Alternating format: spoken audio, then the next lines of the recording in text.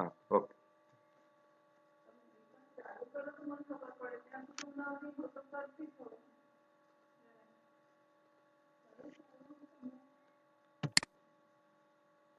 Hi, very good morning. I'm Dr. Janak Patel, MD General Physician. Today we'll be talking on one of the another interesting topic of cardiovascular system, cardiomyopathy. You will come across in your everyday practice very frequently,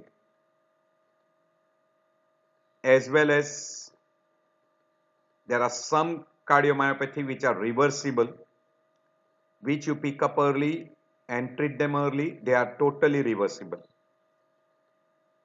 So we'll be talking on entire full aspects of cardiomyopathy. Meaning is very simple. Cardiomyopathy means involvement of myocardium. So it is a primary disorder of heart muscle, that is myocardium, where you get abnormal myocardial performance, but it is not the result of the disease or dysfunction of other cardiac structures like ischemic heart disease, valvular heart disease, hypertension, etc. So it excludes this condition which also involves the myocardium. That is described as cardiomyopathy. So it includes heterogeneous group of myocardial disease where you get mechanical and electrical dysfunction. You can have a ventricular hypertrophic variety or a dilated variety, and good number of times there is a genetic etiology.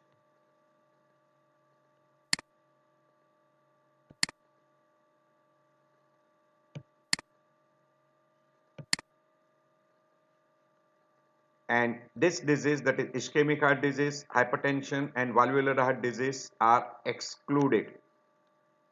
So those are not included in cardiomyopathy. Now there are some terminology which are very commonly utilized in cardiomyopathy. We can call functional classification, or depending upon the etiology also we classify them. Among functional classification, dilated, hypertrophic and restrictive. These were the three common terms which were being utilized. There is another variety we call as arrhythmogenic right ventricular dysplasia or dysrhythmogenic right ventricular cardiomyopathy. All are same. And there is one more we call as a stress cardiomyopathy. So dilated cardiomyopathy, or also called as congestive cardiomyopathy or idiopathic dilated cardiomyopathy. There is an hypertrophic variety also called as idiopathic hypertrophic subaortic stenosis, short form IHSS. Dilated is short form called DCM, D for dilated, C for cardio and M for myopathy, while hypertrophic is called HCM, hypertrophic cardiomyopathy, or also was described as hypertrophic obstructive cardiomyopathy or asymmetrical septal hypertrophy. All these are different terms which are being utilized for hypertrophic variety.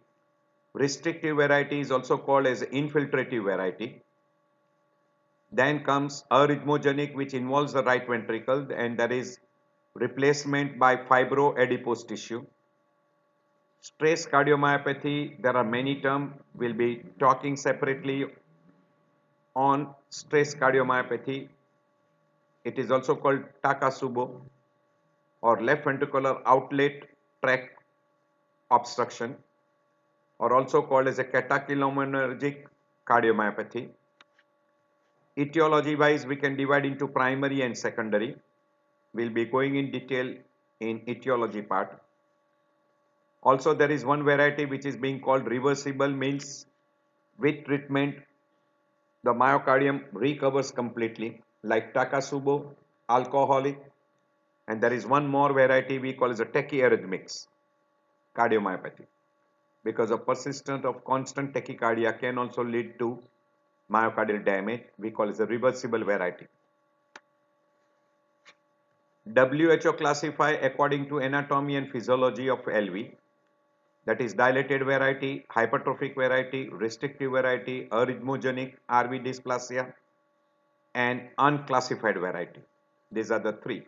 And in unclassified variety, there are two: LV non-compaction and fibroelastosis.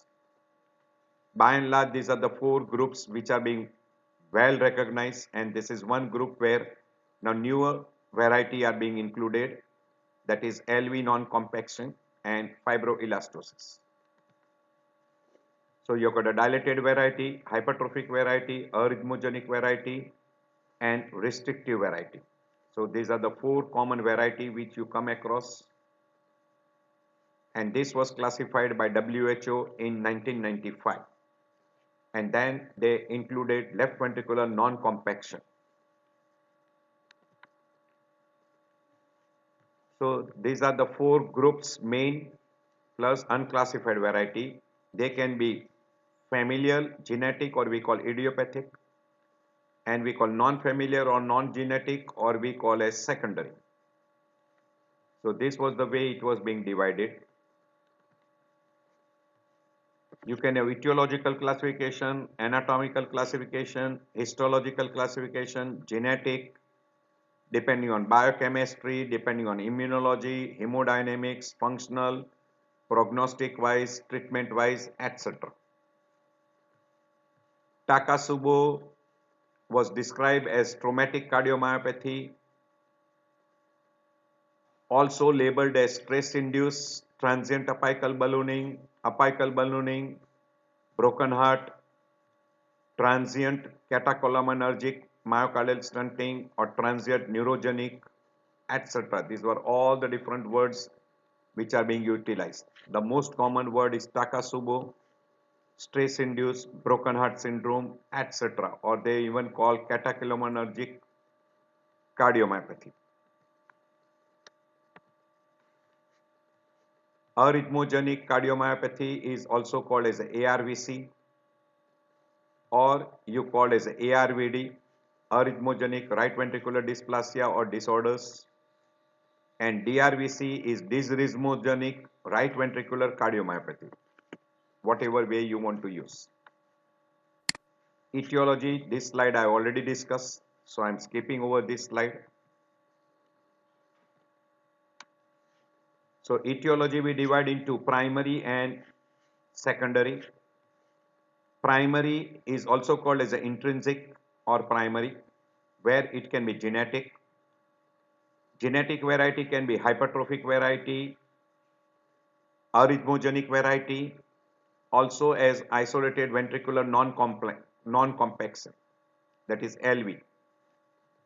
In a mixed variety where you have got a genetic with other elements, we call it a dilated cardiomyopathy and restrictive cardiomyopathy. And among acquired, we can call as acquired cardiomyopathy or Loeffler's endocarditis. Secondary means extrinsic cardiomyopathy, which is external causes producing a damage to the myocardium, like metabolic disorders, amyloidosis, hemochromatosis, inflammatory like Chagas, endocrine like diabetic, hyperthyroid, acromegaly, toxic damage by chemotherapy or by alcohol. In neuromuscular disorders, particularly Duchenne cardiomyopathy, which will be associated with muscular dystrophy, nutritional disorders like obesity and miscellaneous. So primary, you can have genetic etiology, mixed variety and acquired variety. Primary is mainly involving the heart, and in genetic variety you can come across hypertrophic, ARVD, left ventricular non-compliance, glycogen storage, conduction defects, mitochondrial variety, etc., or ion chain disorders, which will include long QT, short QT, Brugada. There is one more word utilized, Asian shunts and CVPT.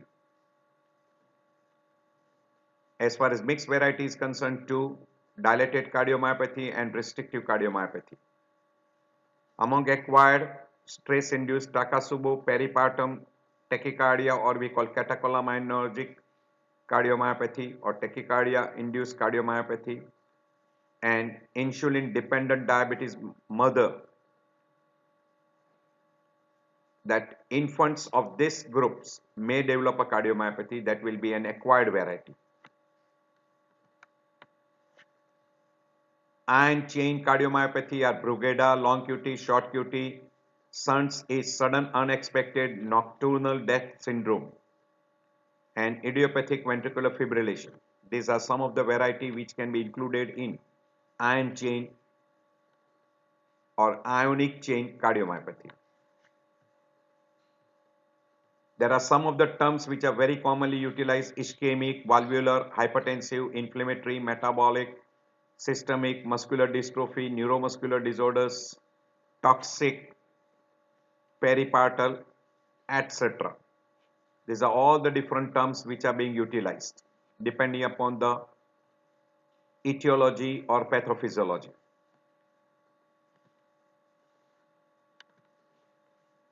If you look at this chart, the most common variety is the idiopathic variety, which is almost accounting for 50% of the people. Then comes ischemic heart disease, infiltrative disease, peripartum, hypertension, HIV, connective tissue, substance abuse, toxic drugs, and miscellaneous. So, idiopathic variety and ischemic disorders comes topmost on the list. So, in primary, we don't know the exact etiology, but in secondary, it can be ischemic, alcoholic, peripartum, post-infection, viral, toxic material, etc. And it can end up into dilated variety or what we call as restrictive variety. So in a dilated variety, we have got two etiology, one primary and secondary. The most common cause of dilated cardiomyopathy is ischemic, alcoholic, peripartum. This comes topmost on the list, viral, etc. So ischemic, valvular, hypertensive, familial, idiopathic and inflammatory are some of the mechanisms which can end up with a dilated variety. Among infections, viral, even rickettsial, parasitic like Chagas can come with dilated variety. In non-infectious, peripartum and collagen, or we call autoimmune disorders like SLE, RA. Among toxic, alcohol, cocaine. In metabolic, hypothyroidism, pheochromocytoma, diabetes, acromegaly. In nutritional, thiamine deficiency. In neuromuscular disorder, Duchenne myopathy, etc. Non-genetic variety, myocarditis, peripartum, toxic, particularly alcohol, or maybe idiopathic. And it will result into hypertrophy, dilatation, fibrosis, and may also give rise to thrombus formation. And secondary to dilated variety, you can get congestive heart failure, sudden cardiac death, atrial flutter fibrillation, even stroke. And genetic etiology is there in 25 to 50% of the people will have genetic etiology. That's why it is called mixed group, mixed variety. This is different conditions which can give rise to what we call as a dilated variety. Hypertrophic variety, the etiology is not known. Probably genetic, it is autosomal dominant. Some of the chromosomes are found to be responsible. And these are all the terms which we already discussed. hypertrophic obstructive cardiomyopathy. This is hypertrophic cardiomyopathy. This is called idiopathic hypertrophic subaortic stenosis. You can see there is an abnormal septal hypertrophy leading to involvement of left ventricular outlet, particularly aortic, and that produces subaortic stenosis. Also, there may be involvement of what we call as mitral valve, etc. You can have a different groups in that: asymmetrical septal hypertrophy, discrete variety, apical variety, symmetrical hypertrophy, and involvement of papillary muscle. These are all the different groups which we will be talking. So we have got a variant in this hypertrophic variety. The most common variety is asymmetrical septal hypertrophy, which is accounting for 65 to 70%. Second most common group is apical variety, where you get this apical part undergoing hypertrophy. You don't have involvement of the aortic outlet. Here you will have an involvement of aortic outlet leading to subvalvular aortic stenosis. 8 to 10% is symmetrical hypertrophy, and very odd variety where we call asymmetrical septal hypertrophy. So asymmetrical septal hypertrophy, these two are that particular variety, and this will be associated along with systolic anterior motion, we call it as SAM, and secondary to SAM you get mitral regurgitation.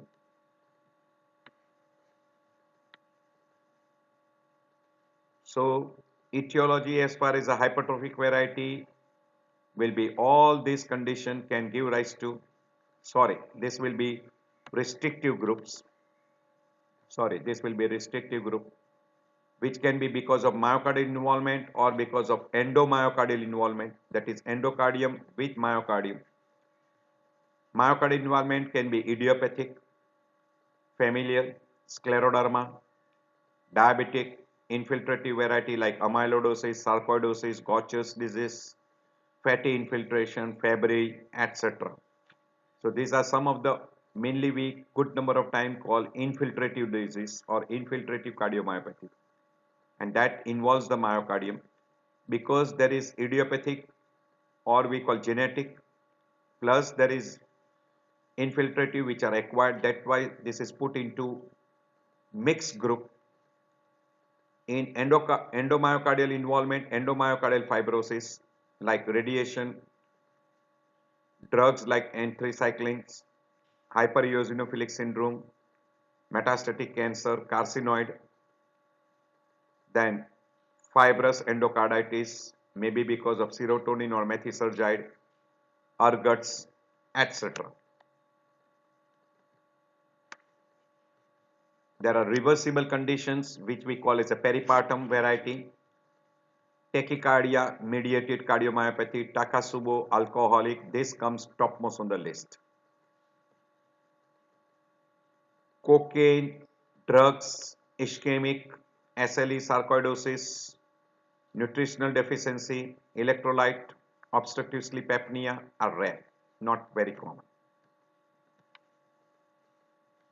So they are also called as arrhythmogenic induced cardiomyopathy or tachycardia mediated cardiomyopathy.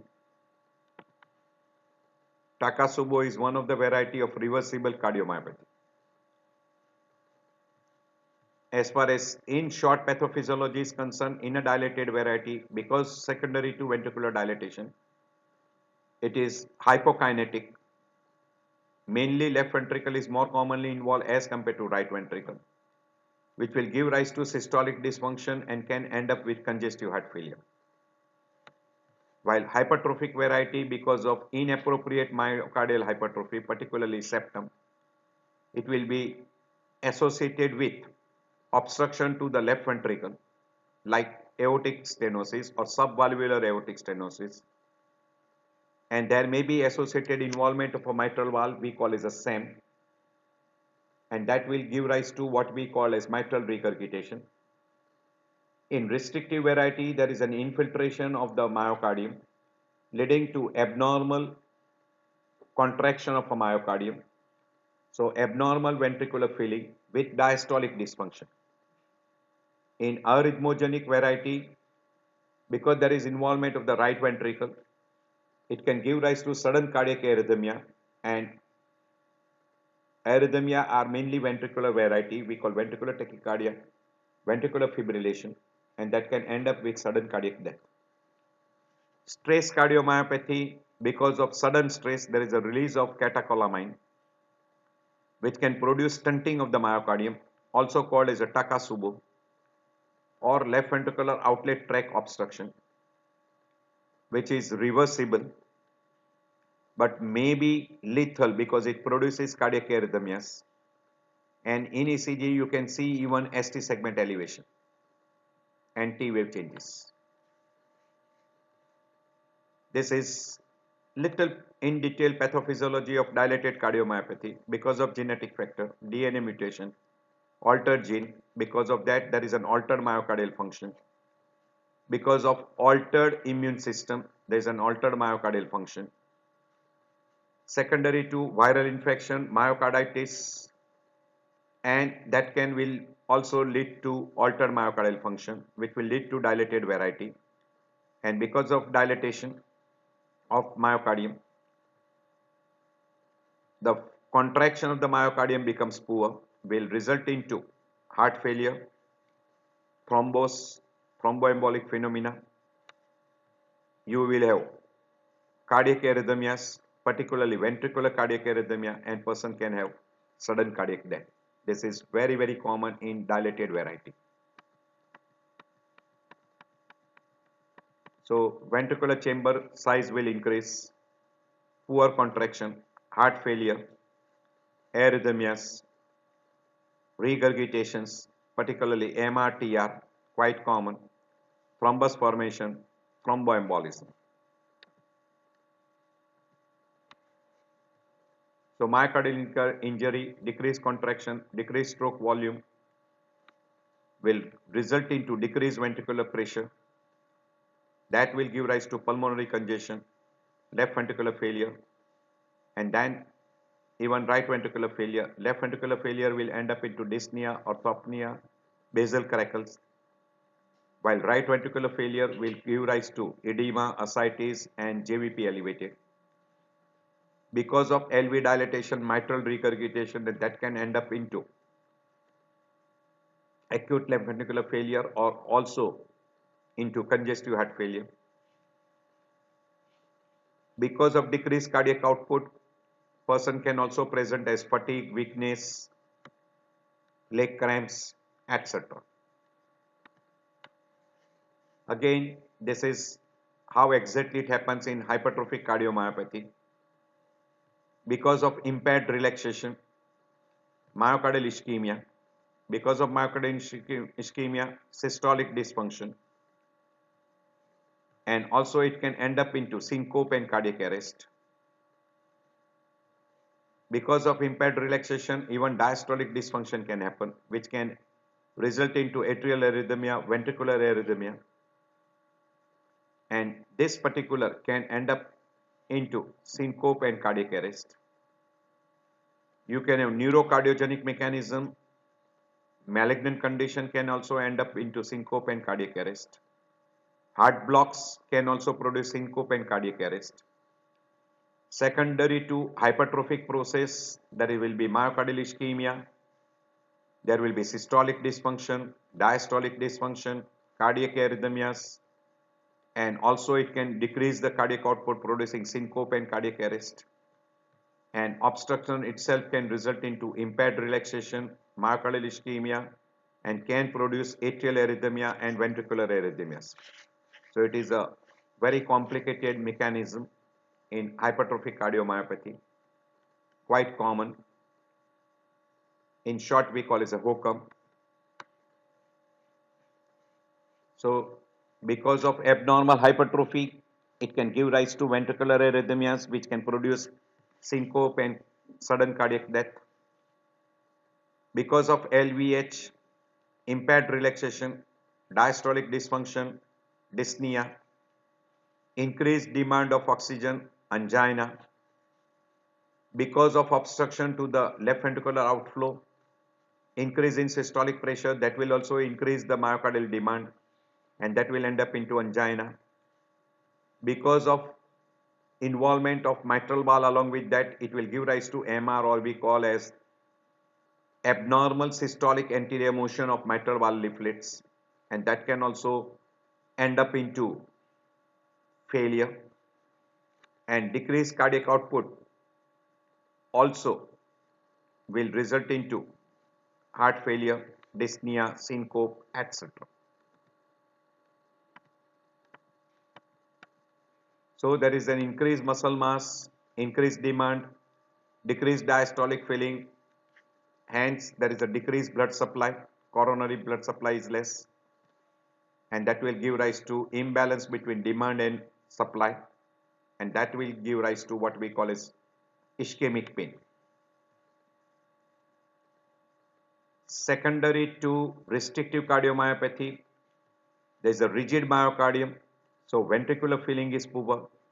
Because ventricular filling is poor, decreased cardiac output, and because of decreased cardiac output, less blood supply to muscles, etc. So weakness and fatigue. Because of rigid myocardium, diastolic ventricular pressure is elevated, venous congestion, and that will give rise to what we call as a right ventricular failure. Jugular venous will be dilated, hepatomegaly, ascites, etc. This will be more common. This is Takasubo.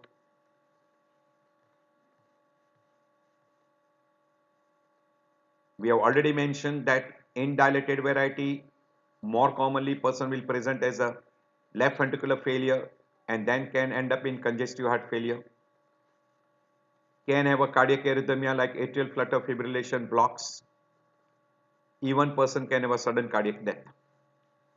In a hypertrophic variety, most common way they present is a left ventricular failure, anginal pain. If there is a very severe obstruction to the left ventricular outflow, there will be decreased cardiac output, can end up with syncope. Very frequently person presents as cardiac arrhythmia like atrial flutter fibrillation, supraventricular tachycardia, ventricular fibrillation. Secondary to thrombus formation, person can have a thromboembolic phenomena, and good number of time because of ventricular arrhythmia person can have even sudden cardiac death. In a restrictive variety, more frequently person present as right ventricular failure or left ventricular failure, or may present even as a congestive heart failure. In arrhythmogenic variety, person will present very frequently as sudden cardiac arrhythmias, which can end up with syncope and sometimes sudden cardiac death. And arrhythmias which are very common in ARVD are atrial flutter fibrillation, VTVF.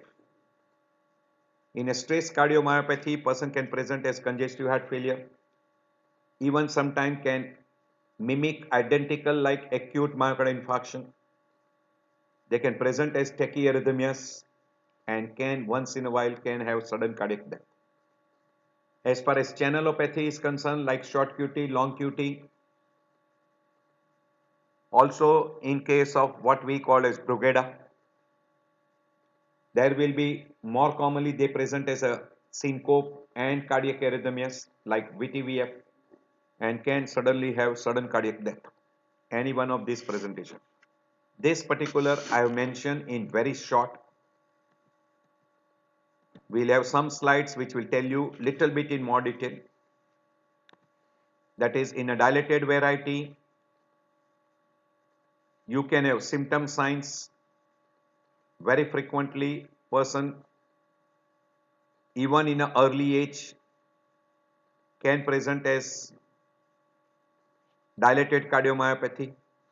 Most common symptom is left ventricular failure, which can be diagnosed by orthopnea, nocturnal dyspnea, or dyspnea at rest, basal crackles. May also present as a right heart failure like edema, hepatomegaly, JVP elevated.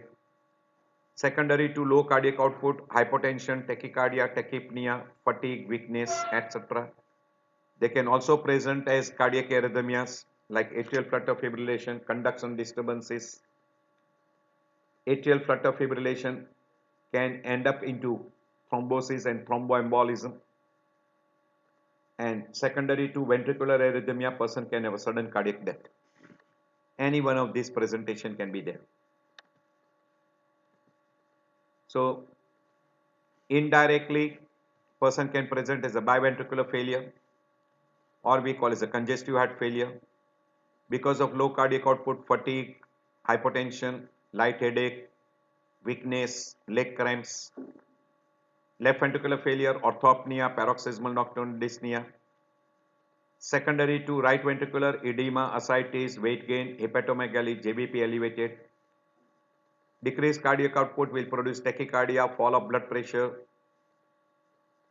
decrease in pulse pressure, cold clammy extremities, pulses alterans, basal crackles, pleural effusion, S3, mitral regurgitation murmur, JVP elevated, hepatosplenomegaly, ascites, edema. You will have a dilated LV, very common, decreased capacity, fatigue, dyspnea at rest, PND, orthopnea, dry cough, palpitation, abdominal bloating, nausea, vomiting, anorexia.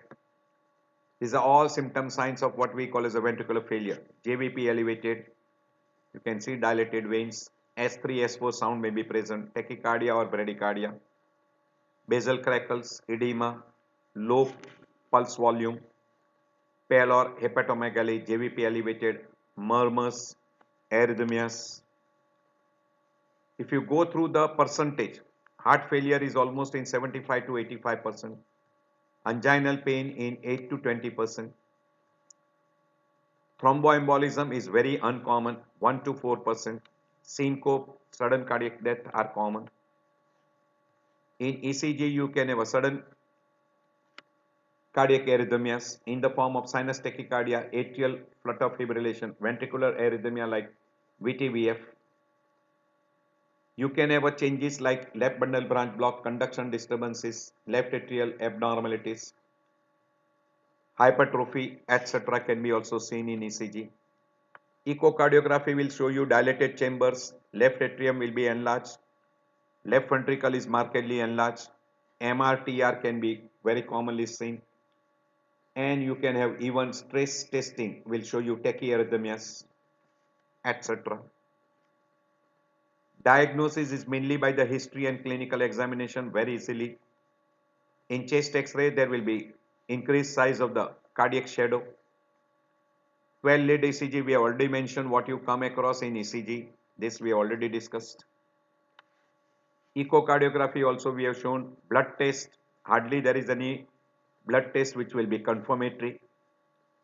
But in acquired variety, you can have a blood test in favor of diabetes mellitus or predisposing factor which are responsible for ischemic heart disease.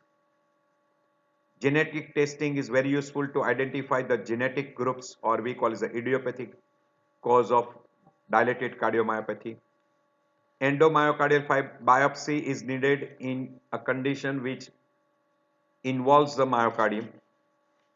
CT scan, MRI scan may be helpful to find out the severity of involvement of the myocardium, and cardiac catheterization to find out hemodynamic status of ventricular chamber. Very frequently it is associated with alcohol, peripartum, ischemic heart disease, etc., diabetes mellitus, acromegaly, hypothyroidism. In those groups, by investigation, by clinical examination, history, etc., you should be able to identify those particular differential diagnoses.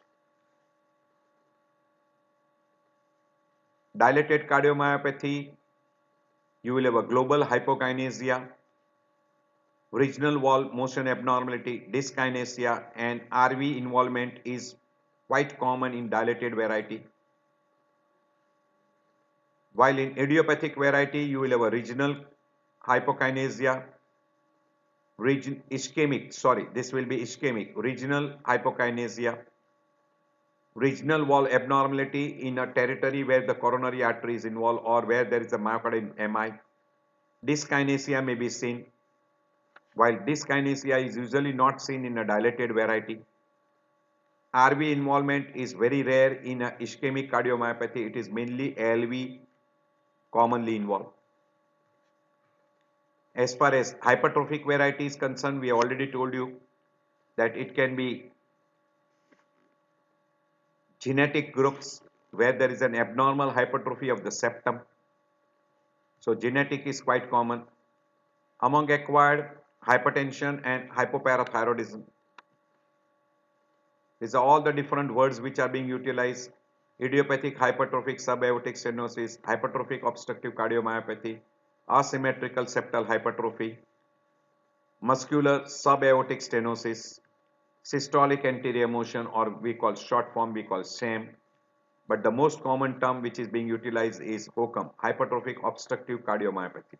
That is most commonly utilized, or you call hypertrophic. This slide I have already discussed variant variety. Asymmetric hypertrophy, which is accounting for 65 to 70%. And this is very frequently associated with mitral valve involvement, we call SAM, and that may be associated with mitral regurgitation. And also it produces obstruction to the outflow of aortic valve, aorta, that is we call subaortic stenosis, and that can produce syncope, angina, quite common. Apical variety is not very common. It is in 15 to 20% of the group of people where only the apical region undergoes hypertrophy, where usually you don't have involvement of the mitral valve leaflets or outlet obstruction. And in a complete symmetrical variety, you got the hypertrophy of entire septum with a left ventricular wall, where there will be increased demand and decreased supply, which will give rise to anginal pain, etc. So these are the three common variety which you will come across. The most common symptom is syncope, angina, and left ventricular dysfunction, and that will give rise to dyspnea. So syncope, angina, and dyspnea together with clinical evidence of aortic stenosis, you must suspect IHSS, or we call HOCM. So in a mild variety, they can present as asymptomatic. In severe variety as angina, syncope, dyspnea, and good number of times they present as sudden cardiac death. So sudden cardiac death, cardiac arrhythmias like atrial flutter fibrillation, and slowly system will progress and person can go into end stage variety.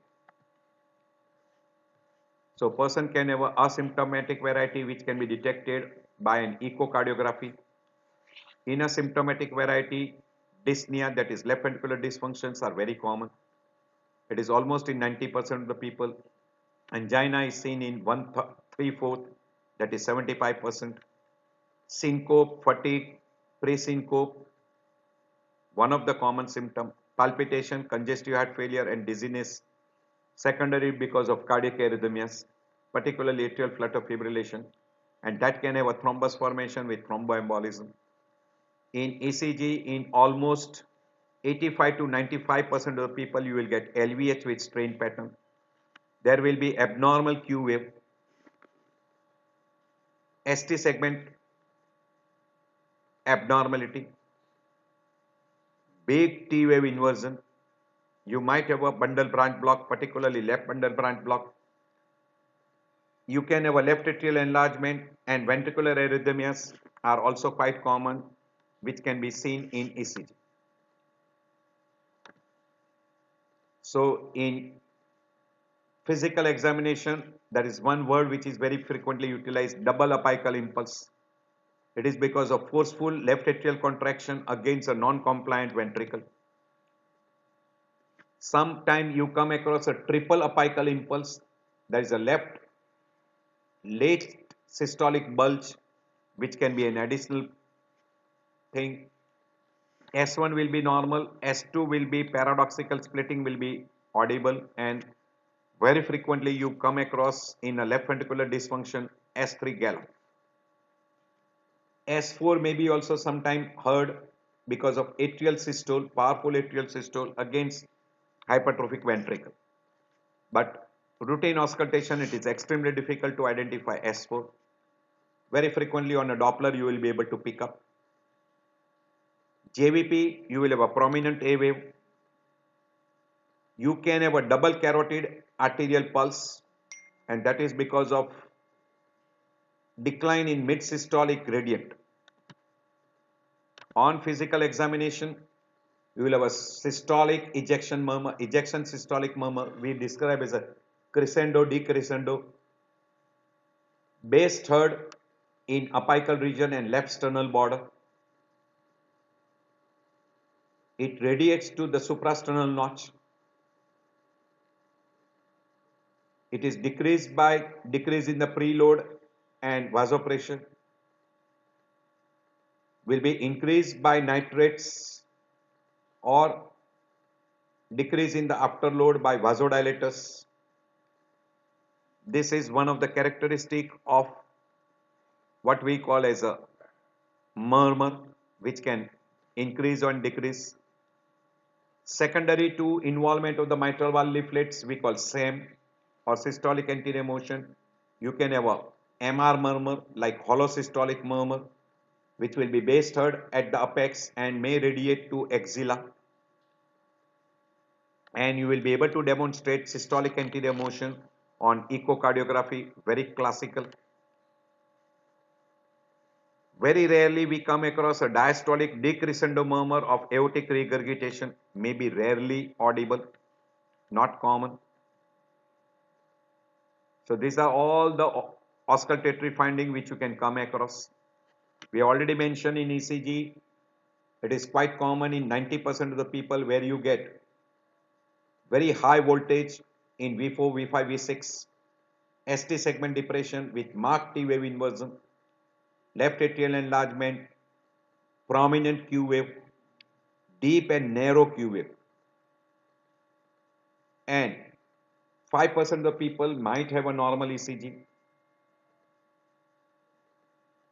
You can have a cardiac abnormality like ventricular arrhythmia, atrial flutter fibrillation.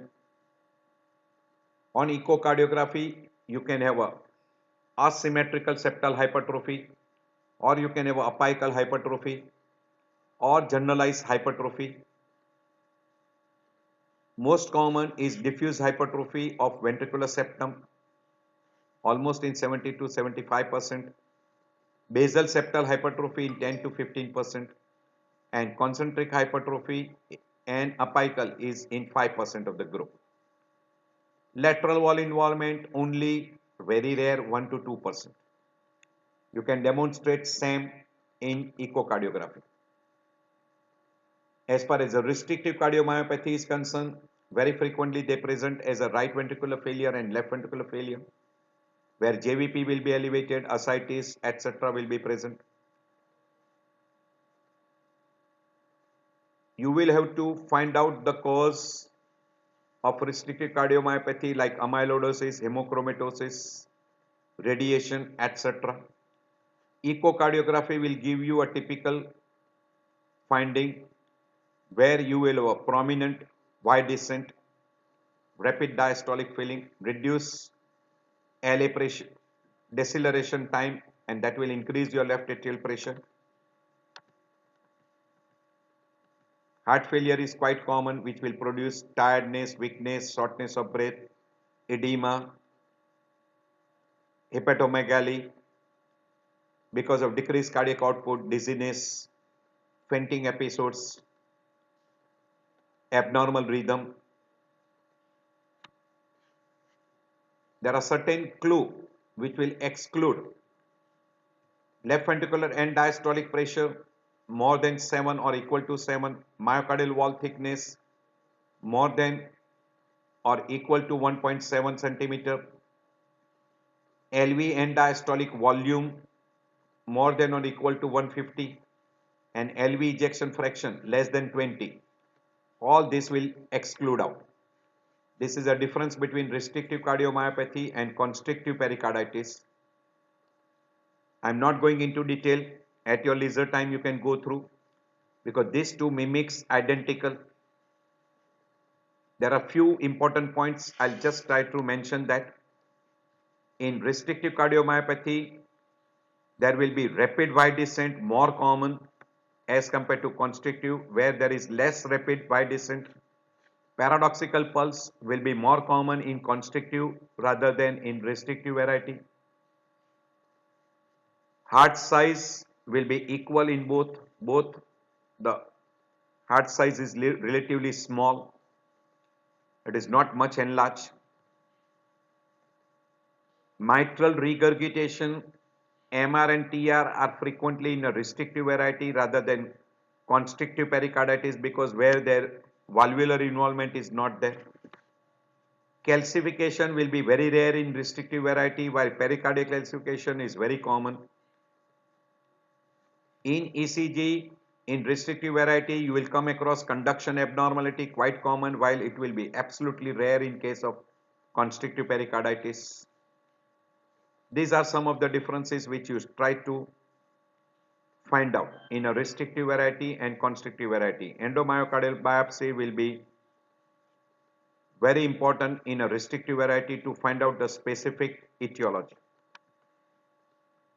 Takotsubo, very frequently they present as a congestive heart failure. In an ECG, it can mimic a myocardial infarction. Very frequently the apical ballooning is there. So left ventricular apex, you will have a bulging or ballooning, and it is described as a Takotsubo. Arrhythmogenic right ventricular cardiomyopathy, or also called as a dysrhythmogenic, not very common. It is a progressive replacement of the RB by fibrofatty tissue. ECG might show you right bundle branch block.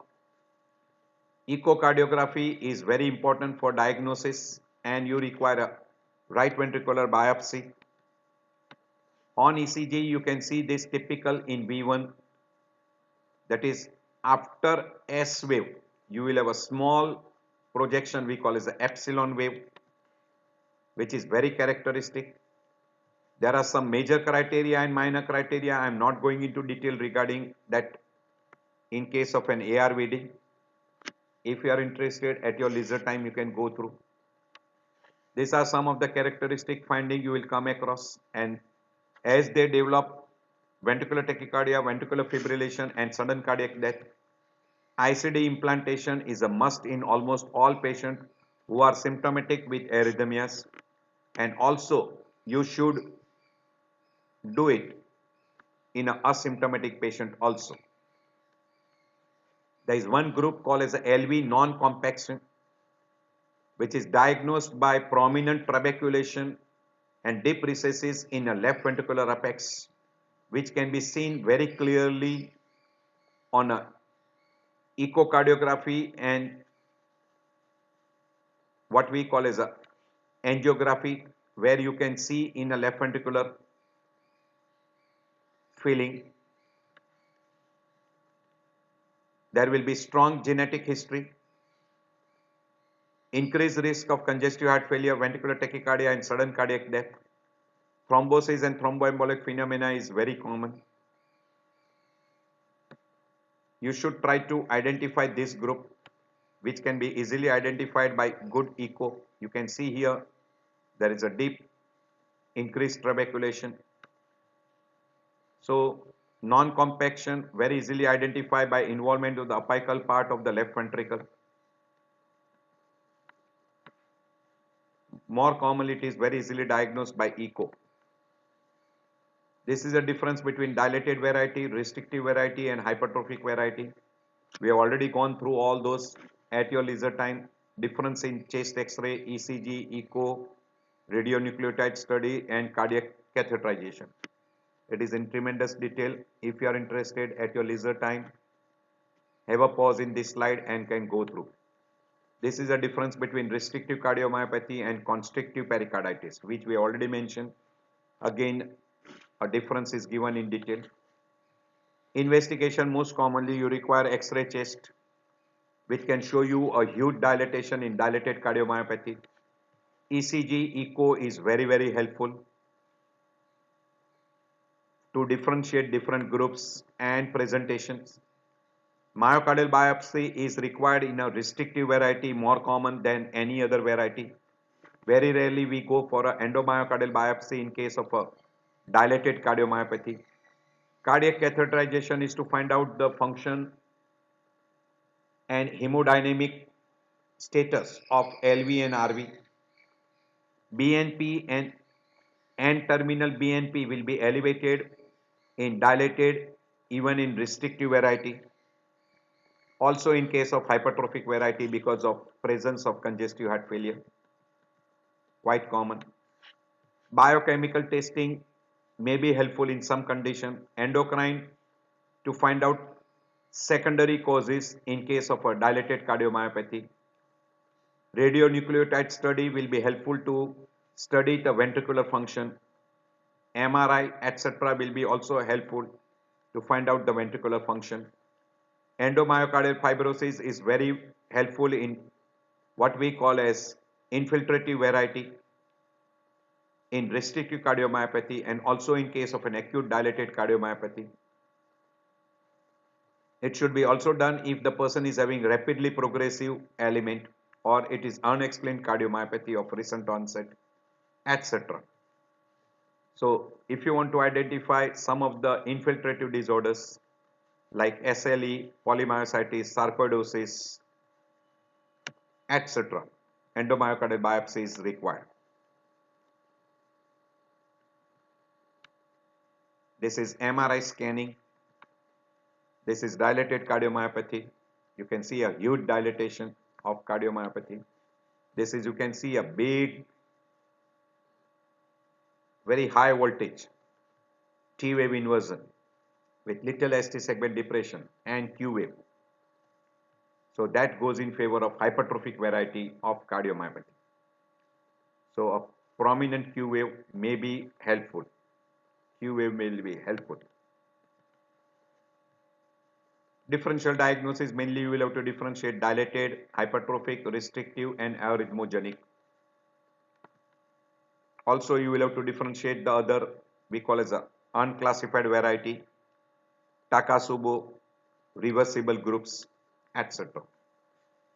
Management will depend upon in what status the person presents. Mainly the treatment of cardiac arrhythmias, treatment of thromboembolism and treatment of heart failure very commonly. In certain group, devices are very necessary, like in case of a dilated cardiomyopathy, in arrhythmogenic variety, ICD is absolutely necessary. In case of a hypertrophic variety, surgical septal myectomy or alcohol septal ablation is absolutely necessary and it gives a wonderful result. Heart transplant will be necessary in case of a end stage congestive heart failure. So myectomy is very helpful in case of a hypertrophic variety where there is an asymmetric hypertrophy of a septum. Mitral valve replacement is not commonly required, but in case of a severe mitral valve involvement, you might require a mitral valve replacement. ICD will be very frequently required in a person who has got a chance of going into sudden cardiac death, particularly in arrhythmogenic and channelopathies like short QT, long QT, Brugada, and in case of ARVD, ICD is necessary.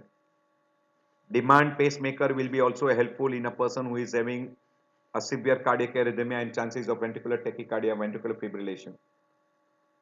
Alcohol septal aberration will be required in a hypertrophic variety and you can have heart transplant in a late stages. Usually you require a heart failure treatment for a thromboembolism, prevention of thromboembolism. If a person has presented with cardiac arrhythmia, treatment of cardiac arrhythmia and prevention of sudden cardiac death. Lifestyle changes may be helpful in some conditions like stop smoking, weight control, low salt diet, particularly in case of a heart failure. Cardiac exercises, avoid alcohol, avoid certain drugs like cocaine. Reduce stress may be helpful. If there is an underlying condition like hypertension and diabetes, rigid control of diabetes and hypertension will be also helpful. Mainly in case of failure, diuretic, ACE inhibitor and beta blockers are very helpful. CCB, particularly if the person has got persistent tachycardia. Digoxin, anticoagulant, antiarrhythmic, antibiotic for prevention of infective endocarditis, steroids, etc. CRT will be very helpful for person who are in a congestive heart failure which are not controlled by drugs. You can have implantable cardiac defibrillator and pacemakers. You can have left ventricular assisted device, Impella, etc. And heart transplant can be done if person has got end stage congestive heart failure. This is LVAD. This is external mesh. This is heart transplant, etc. There are newer modes of treatment in dilated cardiomyopathy like immunosuppression drugs, immunomodulators, gene therapy, cellular transplantation, etc. has been tried, but nothing are successful. Mitral valve replacement will be necessary if the person has got very bad mitral valve involvement. And we have already mentioned septal myomectomy, or we call myomectomy of asymmetrical hypertrophy, can be done by surgical or by alcohol ablation. This is alcohol ablation, or it is called as non-surgical septal reduction therapy, NSRT. So this is myomectomy. You cut this particular part. This is septal myomectomy, and when you inject ethanol in this septal artery, and this will end up with MI, and this portion will undergo necrosis. So that is one of the treatment, that is alcohol septal ablation, where after doing a cardiac catheterization, you introduce the catheter tip into this septal artery and then inject the alcohol, and that will lead to MI, and that portion will undergo necrosis. Or nowadays they are also trying coil embolization instead of alcohol. So you put a coil in that septal artery and lead to MI, percutaneous transluminal septal myocardial ablation. It is also called as a PT, percutaneous transluminal septal myocardial ablation by coil embolization. You put a coil here, block the artery, so it will end up into MI. You can see here, and this portion will undergo necrosis. These are some of the latest. In case of congestive heart failure, you can have supportive measures like intra-aortic pulsating balloons, or you can go for LVAD or Impella. Usually in a restrictive cardiomyopathy treatment of congestive heart failure, steroid can be utilized for sarcoidosis. In hemochromatosis, chelation therapy, etc. can be added. By and large, in a restrictive cardiomyopathy, you don't get a good results by medical therapy, but still, treatment of congestive heart failure by diuretic, vasodilator, CCB, etc. are useful. Digitalis and another inotropic drugs are not giving good result. In arrhythmogenic variety, ICD implantation to prevent sudden cardiac death is absolutely necessary. Complication, we already mentioned this. Whatever are the clinical, they will become complication. Like in dilated variety, congestive heart failure, arrhythmias like atrial flutter fibrillation and sudden cardiac death. While in hypertrophic variety, left ventricular failure, angina, syncope, cardiac arrhythmias and sudden cardiac death. In restrictive variety, mainly congestive heart failure, more of right ventricular failure, or maybe even involving left ventricular failure or congestive heart failure. In arrhythmogenic variety, arrhythmias and sudden cardiac death. In a stress, congestive heart failure, acute MI, tachyarrhythmias and sudden cardiac death. in channelopathies also, ventricular arrhythmia like VTVF and sudden cardiac death, etc. These are all the different complications. Thrombus and thromboembolism is quite common in dilated variety and hypertrophic variety. Decreased ejection fraction and can give rise to left ventricular failure. Secondary to thromboembolism, you can have involvement of any structures, arrhythmia and sudden cardiac death. Heart failure, arrhythmia, blocks, systemic or pulmonary embolism, syncope and sudden cardiac death, quite common in dilated cardiomyopathy. So I end my lecture here. I am very thankful to you for taking out time. I feel that such type of patient you will come across in your everyday practice. If you have got a knowledge of this particular condition, you will be able to pick up those patients, and if you pick them early, investigate properly and treat them, you will give good results.